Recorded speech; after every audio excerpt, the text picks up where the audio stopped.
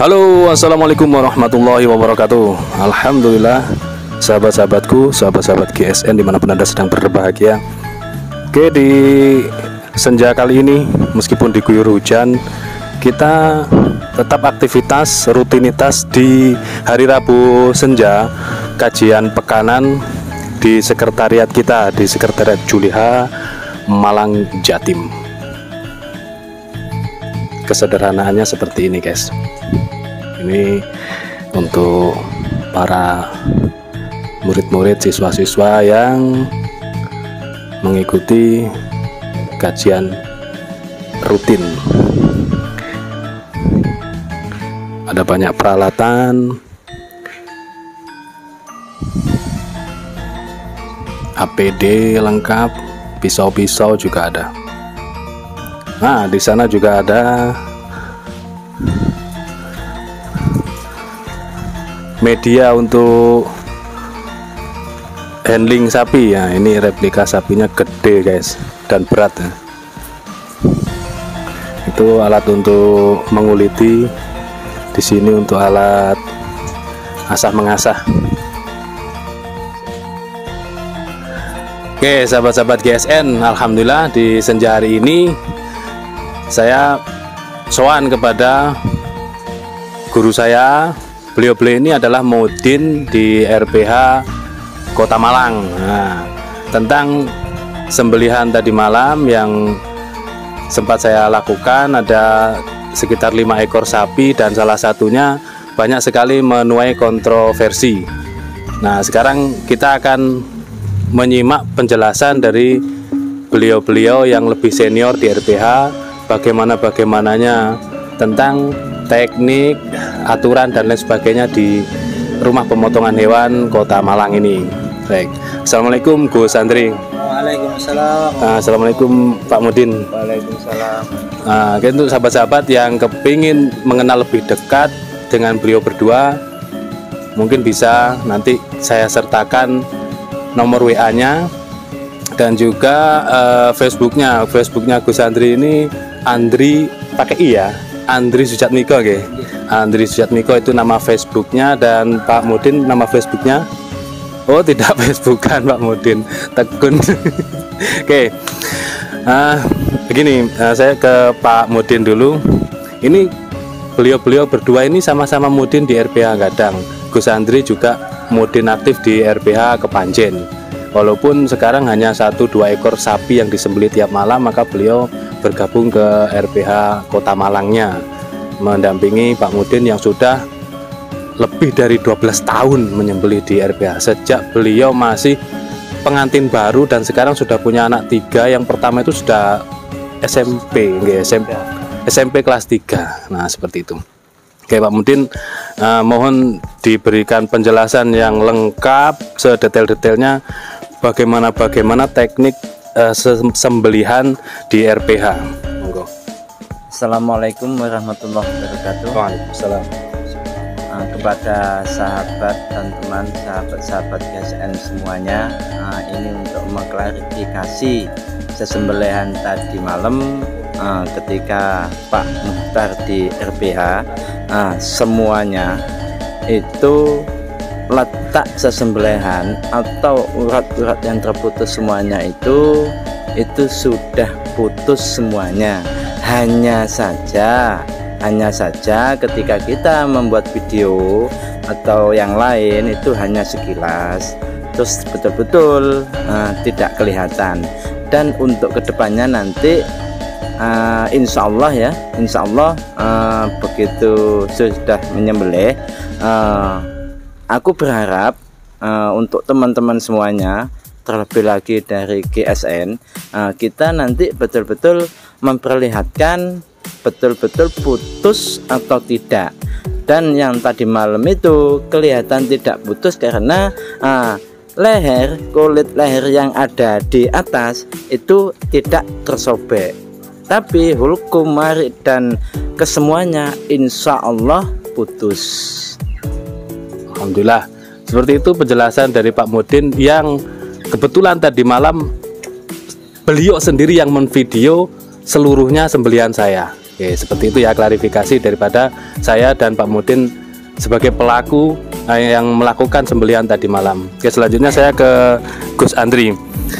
Untuk sembelihan di RPH sendiri, kenapa posisinya ada kadang di tengah, kadang di lebih ke turun ke bagian badan? Itu beda dengan ketika sembelihan di Idul Kurban, itu alasannya bagaimana di RPH, Pak Gus Andri? Terima kasih Pak Mukhtar. Selamat sore sobat-sobat GSN yang saya hormati. Jangan lupa berbahagia sore ini. Baik, di RPH itu berbeda dengan ketika kita melaksanakan pemotongan ketika Idul Kurban. Bisa dikatakan pemotongan atau penyembelihan di RPH itu adalah penyembelihan industri, yang mana setiap bagian dari sapi itu mempunyai nilai ekonomis. Jadi kalau misalkan kita mengambil jarak 5 jari dari rahang sapi yang paling bawah ketika sapi didongakkan, itu kulit yang bisa dijual untuk kikil atau cecek, di sini kikil atau cecek ya, itu cuma sedikit.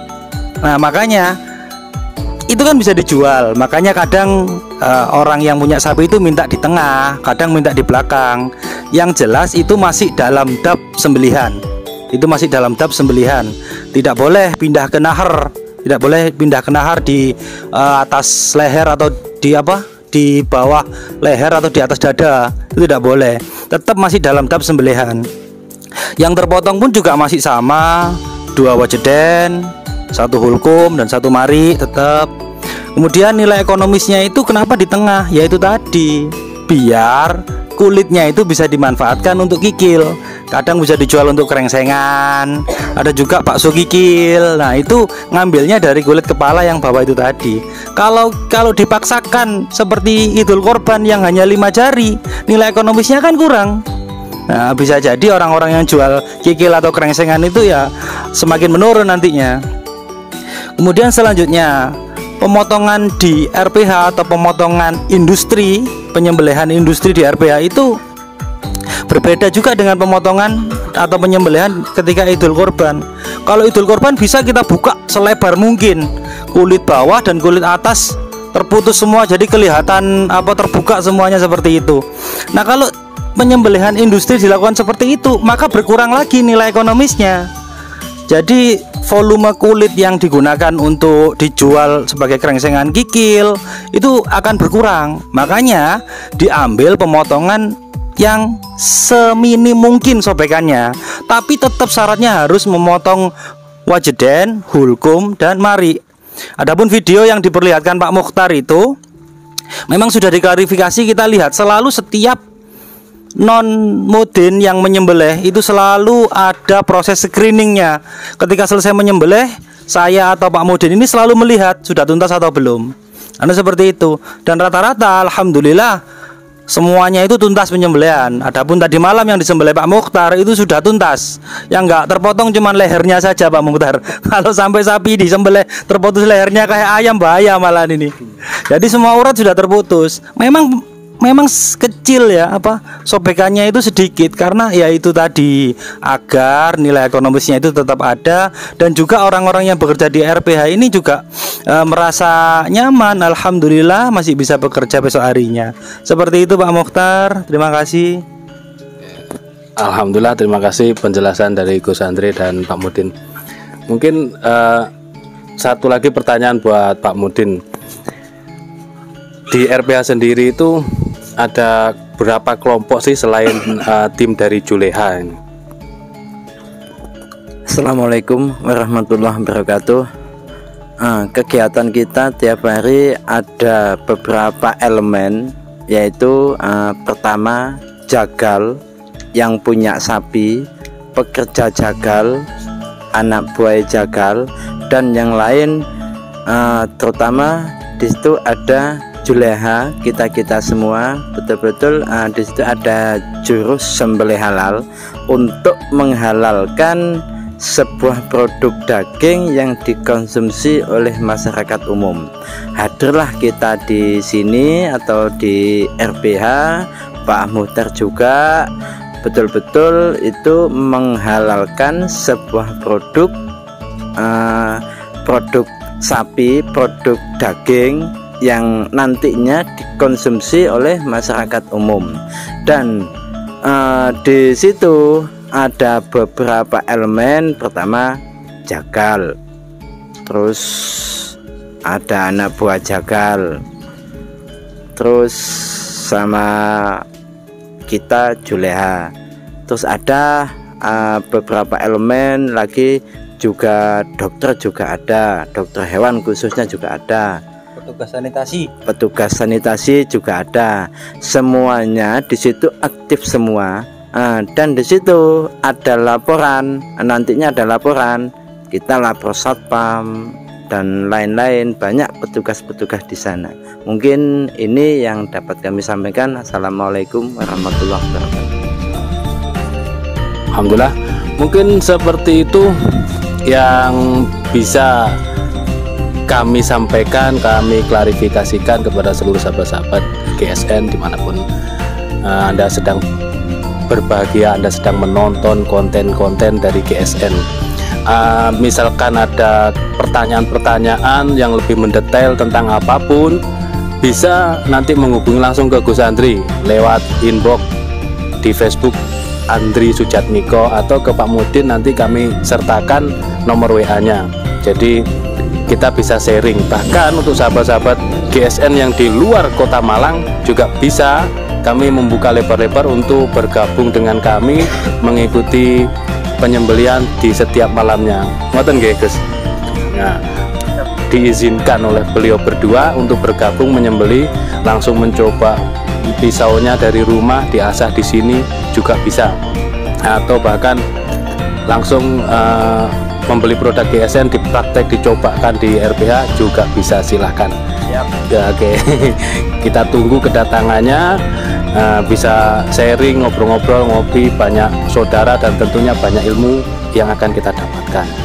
Mungkin seperti itu. Akhiran walafumikum, assalamualaikum warahmatullahi wabarakatuh. Waalaikumsalam warahmatullahi wabarakatuh.